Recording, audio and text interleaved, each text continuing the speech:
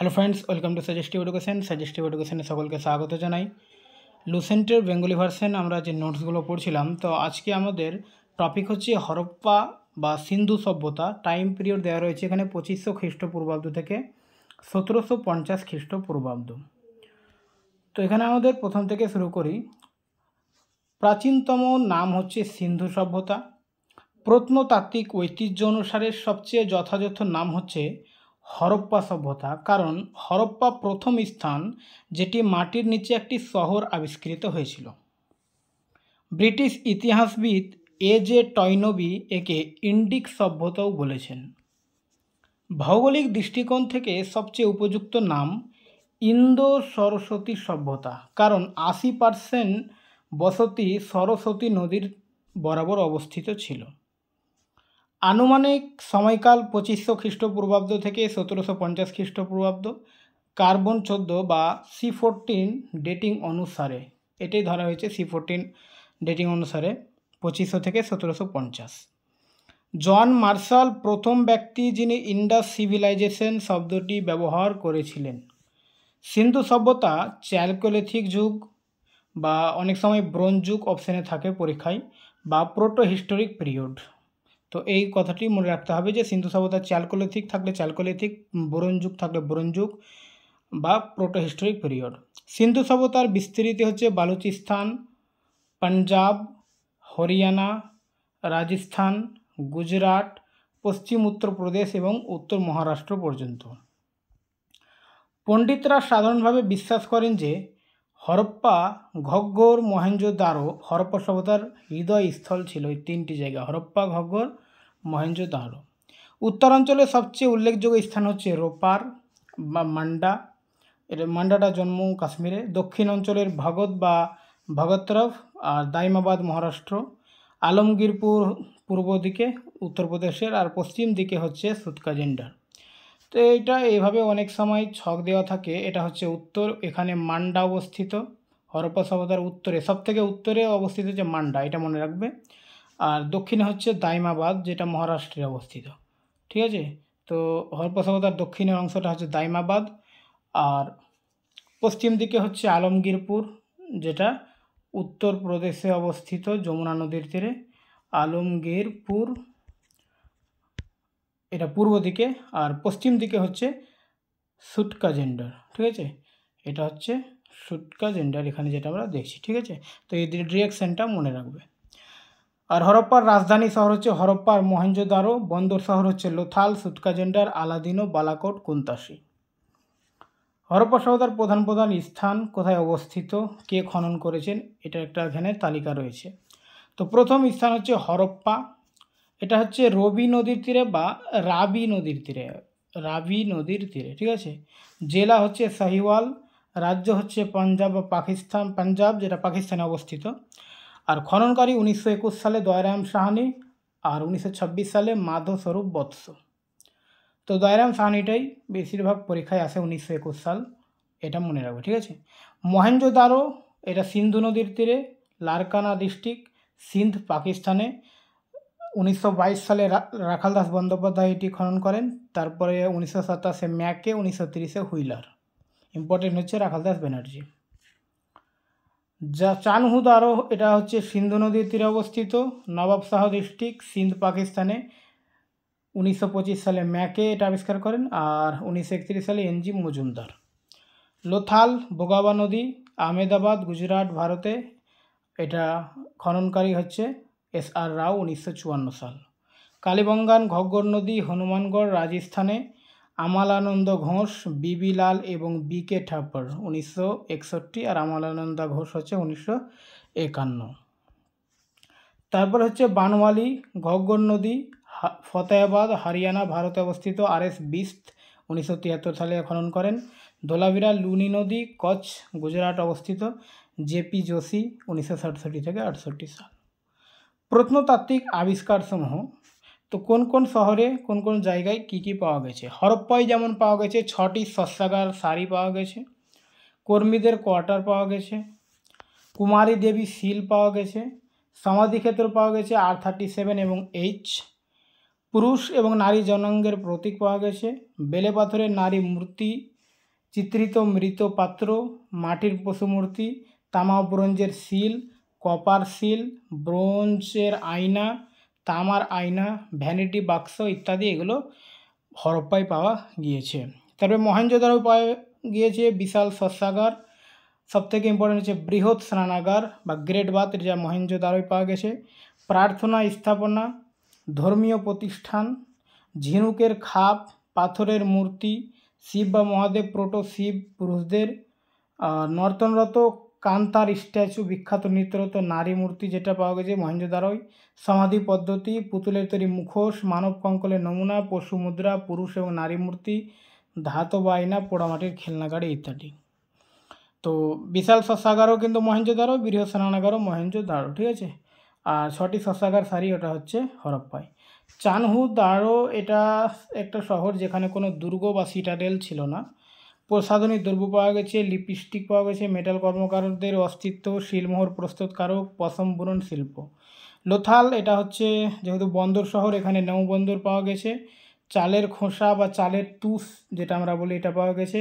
ধাতব কর্মশালা, জুতার ছাঁচ, ঘোড়ার মাটির মূর্তি, একক সমাধি প্রথা, মৃতের দাহ, পারস্যীয় বাহরাইনি সিল, চিত্রাঙ্কিত মৃত পাত্র, আগ্নেয় শিলা ইত্যাদি লোথালে পাওয়া গিয়েছে।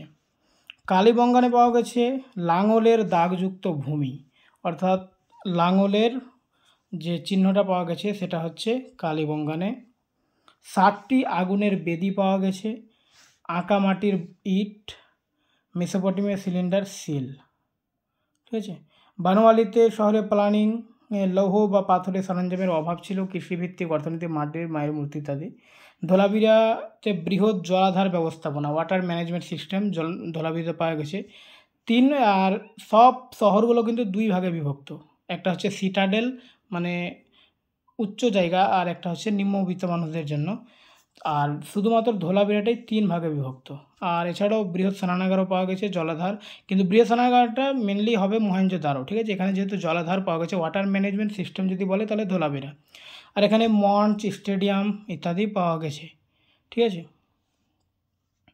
তারপরে সুরকোটরা, কচ্ছ জেলা, গুজরাট, একমাত্র সিন্ধু সভ্যতার স্থান যেখানে ঘোড়ার হাড় পাওয়া গেছে। দাইমাবাদ ব্রোঞ্জের মূর্তি, ঘোড়া টানার রথ, হাতি ও গন্ডারের।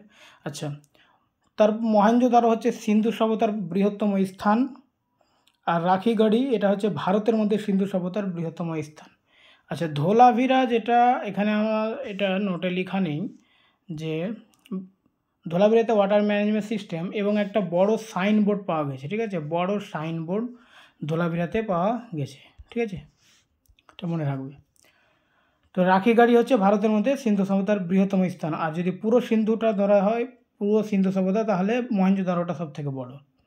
প্রধান শহরগুলোর সাধারণ বৈশিষ্ট্য, তো ওখানে গ্রিড সিস্টেমের মতো পরিকল্পিত নগরায়ন। গ্রিড সিস্টেম হচ্ছে এরকম, ঠিক আছে, এই ধরনের গ্রিড সিস্টেম, এটাকে গ্রিড সিস্টেম বলা হয়। মানে ধরুন যেগুলো বাড়ি আর যেগুলো আমি দাগ দিয়েছি এগুলো হচ্ছে রাস্তা, মানে প্রত্যেকটা আয়তাকার রাস্তা বা বাড়িগুলো, ঠিক আছে, এটাকে গ্রিড সিস্টেম বলা হয়। এটা ধরো যে বাড়ি, আর এটা হচ্ছে রাস্তা, এখানকার বাড়ি, এটা রাস্তা, বাড়ি আর রাস্তা, এইভাবে প্রত্যেকটা কানেক্টেড ছিল। নির্মাণে পোড়া ইটের ব্যবহার হতো। ভূগর্ভস্থ নিকাশি ব্যবস্থা মানে ড্রেনেজ সিস্টেম ছিল। দুর্গ প্রাচীর চানহুদারো ব্যতীত বাকি সবটাতে সিটাডেল ছিল। তো একটু আগে বললাম যে দুর্গ প্রাচীর বা সিটাডেল চানহুদারোতে নেই।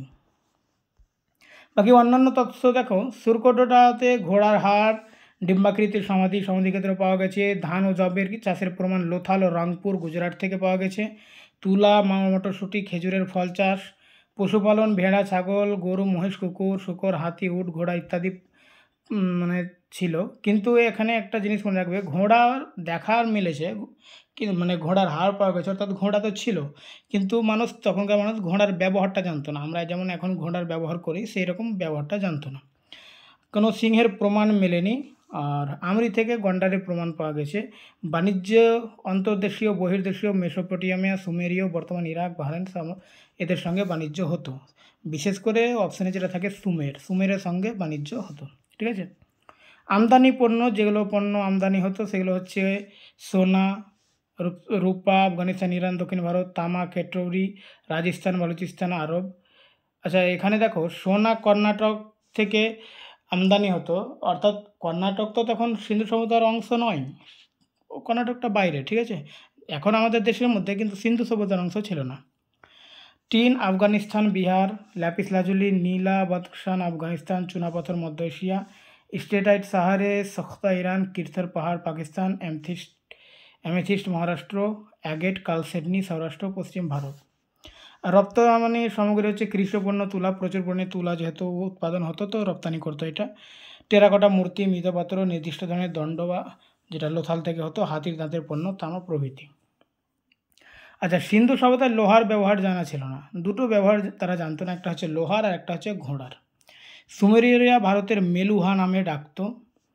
সুটগাই ও মুন্ডিকাক আফগানিস্তানের সিন্ধু সভ্যতার দুটি স্থান।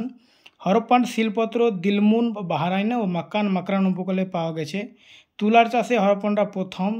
গ্রিকরা একে সিন্ডন বলতো, তুলাটাকে সিন্ডন বলতো। যেহেতু মুদ্রার কোনো প্রমাণ নেই, অনুমান করা হয় যে পণ্য বিনিময়ের মধ্যেই বাণিজ্য হতো। লোথাল ছিল সিন্ধু সভ্যতার একটি প্রাচীন বন্দর। সিন্ধু সভ্যতার অর্থনীতি ছিল মূলত কৃষি নির্ভর। রাষ্ট্র বা রাজনীতির সুস্পষ্ট প্রমাণ নেই, তবে মনে করা হয় সিন্ধু সভ্যতায় একটি বণিক শ্রেণীর প্রাধান্য ছিল। হরপ্পান জনগণ তাদের দেবতাদের মন্দিরে পুজো করতো না, এখন পর্যন্ত কোনো মন্দিরের প্রমাণ পাওয়া যায়নি। তাদের ধর্মীয় বিশ্বাস মূর্তি ও প্রতিকৃতি থেকে অনুমান করা হয়। সবচেয়ে সাধারণভাবে পাওয়া মূর্তি ছিল মা দেবীর বা মাতৃদেবীর প্রতিমা, এখানে যোনি মহিলা প্রজনন অঙ্গ প্রচলন ছিল। আর প্রধান দেবতা ছিল পশুপতি মহাদেব, অর্থাৎ পশুদের প্রভু পটো শিব, যাকে শিলের ওপর যোগাসনে বসে থাকা অবস্থায় দেখানো হয়েছে। চারপাশে ছিল প্রাণী, যেমন হাতি, বাঘ, গন্ডার, মহিষ, আর পায়ের কাছে ছিল হরিণ, দুটো হরিণ ছিল, ঠিক আছে? তো পশুপতিটা মনে রাখবে। তাই শিবশক্তি পূজা বা যা হরপ্পান জনগণের মধ্যে প্রচলিত ছিল, সেটি হিন্দু ধর্মের সবচেয়ে প্রাচীন পূজা রীতিভিত্তি হিসেবে বিবেচিত হয়। বিশেষত ষাঁড়ের পূজা, যা নন্দী হিসাবে পরিচিত, আর লর্ড শিবের বাহন ত্রিশূল, যা চণ্ডীগড় থেকে পাওয়া একটি মুদ্রায় খোদিত করা আছে। পশু এবং বৃক্ষ পূজার প্রচলন ছিল। পশুদের মধ্যে গরু ও গরুর পূজা করা হতো। কল্পচিত্রময় লিপির প্রমাণ পাওয়া যায়, যা শিলমোহরে ব্যবহৃত হয়। এখন পর্যন্ত এই লিপির পাঠোদ্ধার হয়নি। এটি প্রোটো দ্রাবিড়ীয় বলে অভিহিত হয়েছে। ভারতীয় উপমহাদেশের প্রাচীনতম লিপি হলো হরপ্পান লিপি, তবে এখন পর্যন্ত যেটি সম্পূর্ণ পাঠোদ্ধার করা গেছে তা হলো ব্রাহ্মী লিপি, যা খ্রিস্টপূর্ব ৫ম শতাব্দীর। অধিকাংশ পরবর্তী ভারতীয় লিপি ব্রাহ্মী থেকে উদ্ভূত। স্টেটাইট এক ধরনের নরম পাথর ব্যবহৃত হতো শিল নির্মাণে।